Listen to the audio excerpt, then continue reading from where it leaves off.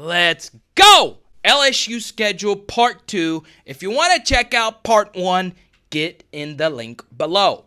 Now, in Part 1, we talked about how back-to-back road games are a rarity. In fact, in 2019, it was the first time LSU had to do that since 2014.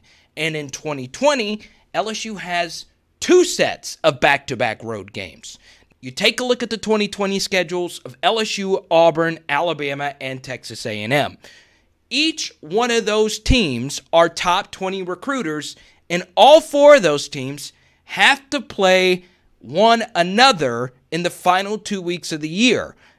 And the reason why that's important is because Florida and Georgia's last 2 weeks of the year is not quite primetime matchup. So what did the SEC decide to do? They said, look, let's put our strongest teams in our strongest division against each other, and boom, we're going to have some great content for the final 2 weeks of the year. Ratings. 2019 and 2018. Take a look at the final 2 weeks for those schools over the past 2 years.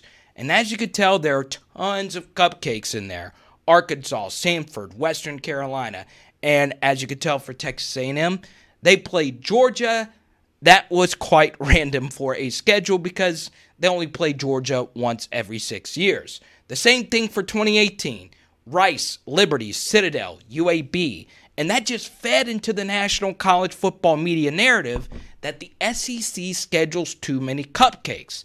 And when the media narrative is at its hottest is in late November when we're talking about these teams battling for the playoffs. So the SEC said, look, let's backload the schedules. When we're talking about the playoffs, we're able to say, look, our teams have it so hard when in past years it's not been all that hard. And also, if you backload the schedule, that means LSU, Auburn, Bama, and Texas A&M are all probably going to have really good records. And if you have really good records in the SEC, you're going to probably have a good college playoff ranking.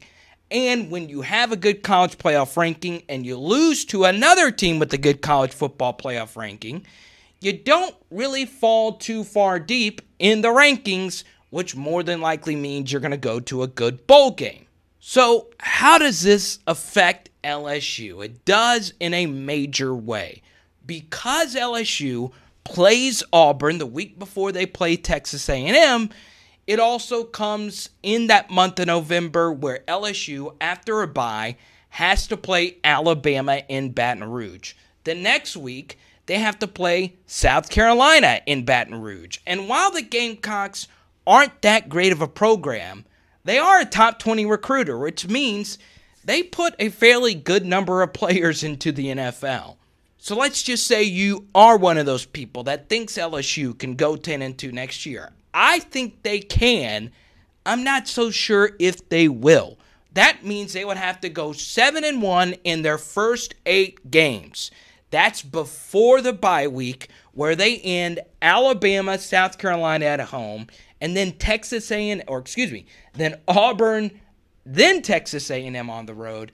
And as we mentioned in the last video, LSU's worst defensive performance last year was against Ole Miss because that was the second half of a back-to-back road game. You factor all of that in, it's going to be very difficult. And this is coming from a guy that's like one of the biggest LSU fans ever. Keep that in mind because I think a lot of you are going to be ready to bet LSU, and you see that 9.5 number, and you're like, oh my goodness, we're the Tigers, we're the defending champions. We're going to show all those haters wrongs like we did last year.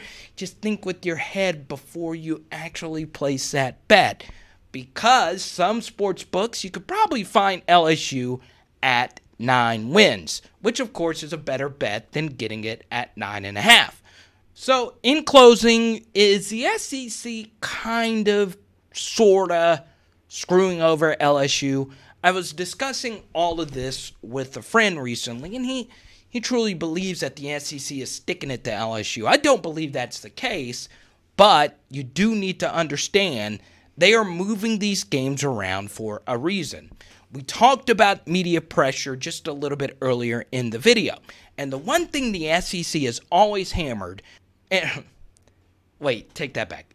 It's true, the SEC is always hammered, but one thing the national media always hammers about the SEC is that they only play an 8-game conference schedule.